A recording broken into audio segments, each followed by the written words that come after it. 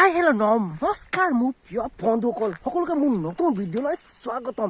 আজি আপোনালোকৰ চবতকৈ বেষ্ট বিজনেছ আইডিয়া লৈ আহিছোঁ, য'ত আপুনি অনলি এক দিনত 3 ঘণ্টা 200-300 টকা খৰচ কৰি মাহেকীয়া 20-25 হাজাৰ উপাৰ্জন কৰিব পাৰিব, য'ত সৰু ল'ৰা ছোৱালীও কৰিব পাৰিব আৰু লগতে স্কুল পঢ়া ল'ৰা ছোৱালী হওক ইয়াত ডাঙৰ নিবনুৱা যোনো হওক, অকল 3 ঘণ্টা এদিনত 3 ঘণ্টা সময় ওলাই আৰামকৈ মাহেকীয়া 15-20 হাজাৰ উপাৰ্জন কৰিব পাৰিব। তাৰ কাৰণে আপুনি বেছি একো কৰিব নালাগে, বছ দিনত 3 ঘণ্টা ওলাব লাগিব, য'ত মই আপোনাৰ বিজনেছ আইডিয়া সকলোকে সম্পূৰ্ণকৈ ডিটেইলছত আপোনাক বুজাই যাম।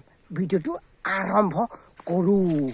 আপোনালোকে ইয়াত দেখা পাইছে যে ইমান সুন্দৰকৈ খেতি কৰা হৈছে, য'ত খেতিৰ মাজে মাজে আপোনাৰ এই সেউজীয়া শাক কিমান ভালকৈ ওলায়। সকলোৱে জানেচোন সেউজীয়া শাক সকলো স্বাস্থ্যৰ কাৰণে কিমান ভাল, তাকে অলপমান আপোনালোকক বুটলিব লাগিব, য'ত সকলো ঘৰৰ বাৰীত থাকেইচোন। য'ত মই ইয়াত ৰেডি কৰিছোঁ শাক, লগতে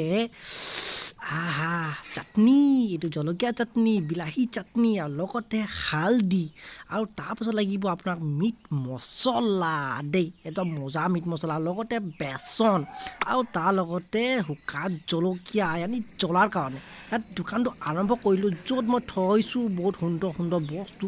লগতে ইয়াত আজি আমি বনাম গৰমা গৰম বস্তু, য'ত মই শাক তুলি থৈছিলোঁ সেই শাকখিনি মই বহুত সৰু সৰু দি কাটিছোঁ, য'ত তাৰ পাছত আপুনি দেখা পাইছে যে ইয়াত তিনালি জেগাত খুলিছোঁ, য'ত পুৰা চেণ্টাৰ, ইয়ানি আপুনি এইফালেও গ'লেও মোক পাব আৰু সেইফালেও অহা মানুহেও মোক পাব, ইয়ানি য'ৰ পৰা আহিলেও মোৰ দোকানটো পাবই পাব, ইয়ানি আপুনি 3 চুকেদি মোৰ দোকান পাবই পাব।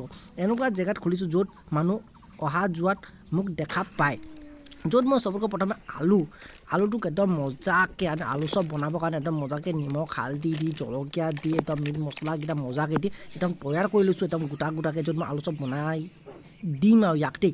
আৰু তাৰপাছত মই ইয়াত তেল দিলোঁ, আৰু তেল দিয়াৰ পাছত গৰম কৰি পিনে এতিয়া একদম আলু চব একদম মজাকৈ তৈয়াৰ কৰিলোঁ, একদম গোলকৈ চাবৰ কাৰণে একদম সুন্দৰ। তাৰপাছত ময়দা যোনটো বেচনটো মই দিছিলোঁ, বেচনটো পানী ঢালি একদম মজাকৈ নিমখ চিমখ দি তাক মই তৈয়াৰ কৰিলোঁ। তাক তৈয়াৰ কৰাৰ পাছত মই এটা ইয়ানি 2-3টা কৰি মই কেৰাহীত দি দিছোঁ, য'ত ইয়াত গৰম একদম ৰঙা দেখিব আৰু কি কয় খুৱাবলৈ যিটো সোৱাদ ইছৰাম। আপুনি এনেকুৱা জেগাত য'ত চাব যে আপোনাৰ চেণ্টাৰ ইয়ানি অহা যোৱা মানুহ বেছি হয়, সেনেকুৱা জেগাত আপুনি এই পকৰি আৰু আলু চব যদি দোকান খোলে, তেন্তে 100% চিয়'ৰ আপোনাৰ এদিনত 500, ইয়াত 400, 500, 600 এই 3টাৰ ভিতৰত আপোনাৰ নিশ্চয় বেপাৰ ভাল হ'ব, য'ত আপোনাৰ অনলি ইয়াত খৰচা থাকিব 200, ইয়াত 300 টকা। তাৰপাছত আপুনি 500, ইয়াত 600 টকা যদি কমায় তেন্তে বহুত ভাল হয়। যদি তেল আপোনাৰ যদি আধা লিটাৰো লয়, তেন্তে আপোনাৰ ৰিফাইনো মিক্স কৰিব লাগিব, কিয়নো অকল মিঠাতেলত কাম নহয়, কিন্তু বহুত খৰচ হৈ যায়, সেইকাৰণে ৰিফাইন তেল জৰুৰ ইউজ কৰিব। য'ত এতিয়া চাই লওক ৰিফাইন তেল মই অলপ ইউজ কৰিছোঁ, হ'লেও ইমান ভাল ৰং ওলাইছে, দেখোঁতে খাওঁ লগা আৰু কি কয়।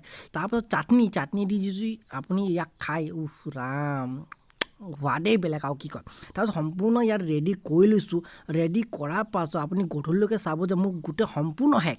আপুনি চাব যে ইয়াত গধূলি হৈ গ'ল, 4-5টা বাজিছিলে, য'ত মই এই ভিডিঅ'টো লাষ্ট ফিনিচিংটো বনাইছিলোঁ। দেখিব পাইছে যে অলপটোহে বাচিছে পকৰি আলু চব, মোৰ লগবোৰে তাত 400-500 টকা বিক্ৰী হৈয়ে গৈছিলে। এদিনত ইমান ভাল ইনকম হোৱা ক'তো পোৱা নাযায়, ইয়াতকৈ ভাল